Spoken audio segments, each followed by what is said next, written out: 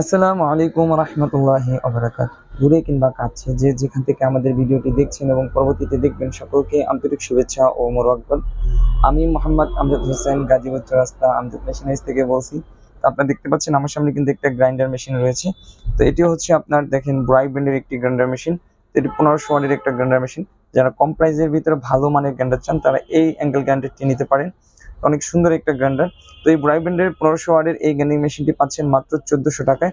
তার সাথে কিন্তু আপনারা একটি হ্যান্ডেল, একটি চাবি, এক সেট কার্বন, একটি সেফটি কভার সাথে এগুলোর সাথে পাবেন।